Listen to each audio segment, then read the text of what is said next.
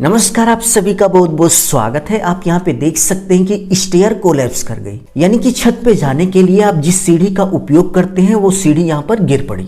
तो चलिए देखते हैं कि स्टेयर के गिरने का रीजन क्या है, और इसके साथ साथ हम ये भी देखेंगे कि स्टेयर यानी कि सीढ़ी बनाते समय आपको कौन सी 4 गलतियां नहीं करनी चाहिए जिससे आपकी स्टेयर कुछ इस तरीके से ना गिरे।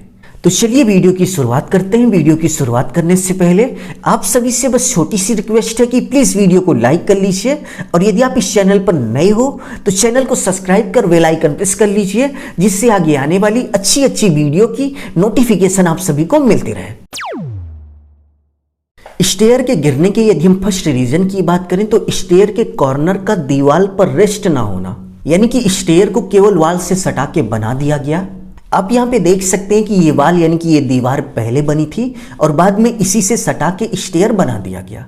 एग्जाम्पल की बात करें तो मान लीजिए ये आपकी दीवार है, ये पहले से बनी हुई है और बाद में इसी से सटा के आपने स्टेयर बना दिया, तो वाल और स्टेयर के बीच की जो पकड़ होगी वो कमजोर होगी। तो यहाँ पर फर्स्ट मिस्टेक यही हुई है कि इस स्टेयर को बनाते समय आप देख सकते हैं कि दीवार से सटा के केवल बना दिया गया, जिसका दुष्परिणाम ये हुआ कि स्टेयर और दीवार के बीच कोई मजबूत पकड़ नहीं बन पाई। तो यदि आप स्टेयर बना रहे हो तो आपको इस तरीके से स्टेयर नहीं बनाना है।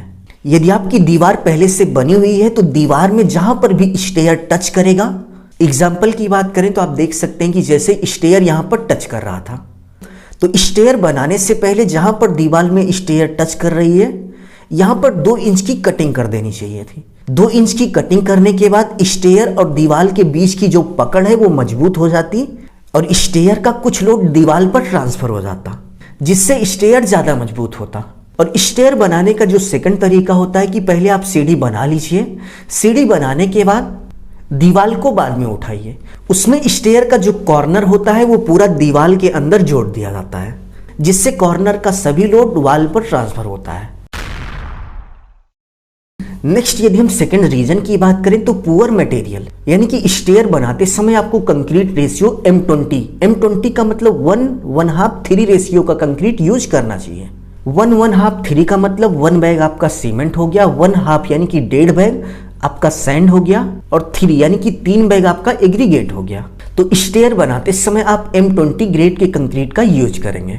कुछ लोग स्टेयर बनाते समय 1:3 रेशियो का भी यूज करते हैं, तो यह कंक्रीट रेशियो भी स्टेयर के लिए बेस्ट है, आप इसका भी यूज कर सकते हैं, कोई दिक्कत परेशानी वाली बात नहीं है। थर्ड नंबर पॉइंट की बात करें तो स्टेयर की ढलाई करते समय हम शटरिंग का उपयोग करते हैं, यानी कि स्लैब की तरह कुछ इस तरीके से शटरिंग लगाते हैं और शटरिंग लगाने के बाद स्टेयर यानी कि सीढ़ी की जो स्लैब है उसकी ढलाई करते हैं। तो यहाँ पे क्वेश्चन उठता है कि स्टेयर के लिए जो हम शटरिंग वर्क करते हैं हमें शटरिंग कितने दिन बाद ओपन करनी चाहिए, यानी कि शटरिंग कितने दिन बाद खोलनी चाहिए। तो स्टेयर की शटरिंग यदि गर्मी का मौसम है तो आप 7 डेज बाद ओपन कर सकते हैं, यानी कि गर्मी के मौसम में यदि आप स्टेयर बना रहे हैं तो आपको स्टेयर की शटरिंग 7 डेज बाद खोलनी चाहिए। और ये ठंड का मौसम है तो ठंड के मौसम में यदि आप स्टेयर बना रहे हैं तो आपको स्टेयर की शटरिंग कम से कम 10 डेज तक रखनी चाहिए, क्योंकि ठंड के मौसम में सीमेंट के मजबूत होने की जो प्रक्रिया होती है वो गर्मी की तुलना में कम होती है। और इस गिरी हुई स्टेयर के आसपास देख सकते हैं कि थोड़ी बहुत शटरिंग इधर उधर बिखरी पड़ी है, जबकि ढलाई करते समय इधर भी शटरिंग लगाई जाती है जो कि इस पिक्चर में नहीं दिख रही है। तो ऐसा भी हो सकता है कि इन्होंने शटरिंग को ढलाई के 2-3 दिन बाद हटाने की कोशिश की हो और थोड़ी बहुत शटरिंग निकालने के बाद स्टेयर यानी कि सीढ़ी कुछ इस तरीके से गिर पड़ी। तो शटरिंग भी आपको समय से पहले नहीं हटानी है। गर्मी के मौसम में 7 डेज और जाड़े के मौसम में आपको 10 डेज शटरिंग रखनी है। नेक्स्ट यदि हम फोर्थ नंबर पॉइंट की बात करें तो स्टेयर यानी कि सीढ़ी बनाते समय सीढ़ी का पहला स्टेप जिस स्थान पर बनना है उसकी कुटाई आप बहुत ही अच्छे से कर लेंगे। और सबसे बेटर यह होगा कि स्टेयर बनाते समय आप प्लिंथ बीम से पहला स्टेप स्टार्ट कीजिए, और यदि वहां पर प्लिंथ बीम नहीं है तो पहला स्टेप बनाने से पहले वहां की मिट्टी की अच्छे से कुटाई कर लीजिए। कुटाई करने के बाद कम से कम 7 सेंटीमीटर मोटाई में पीसीसी वर्क कर लीजिए, उसके बाद ही स्टेयर का पहला स्टेप बनाइए।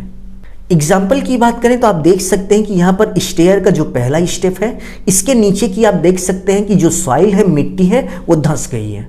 तो इस स्टेयर के गिरने का जो चौथा रीजन है ये भी हो सकता है कि स्टेयर के फर्स्ट स्टेप के नीचे की जो सॉइल है यानी कि मिट्टी है वो बैठ गई हो। जिसका दुष्परिणाम ये हुआ कि पूरी की पूरी स्टेयर ढह गई, यानी कि गिर गई। सो उम्मीद है आपको समझ में आ गया होगा कि स्टेयर बनाते समय आपको कौन सी 4 गलतियां नहीं करनी चाहिए। यदि आपका कोई डाउट है तो कमेंट बॉक्स में कमेंट कीजिए, और यदि आपका कोई पर्सनल क्वेश्चन है तो आप हमें इंस्टाग्राम पर मैसेज कर सकते हैं। इंस्टाग्राम का जो लिंक है वो डिस्क्रिप्शन में दिया गया है। अपना ख्याल रखिए और अपने मम्मी पापा का अपने से भी ज़्यादा ख्याल रखिए। इसी भाव के साथ आप सभी से विदा लेते हैं। धन्यवाद।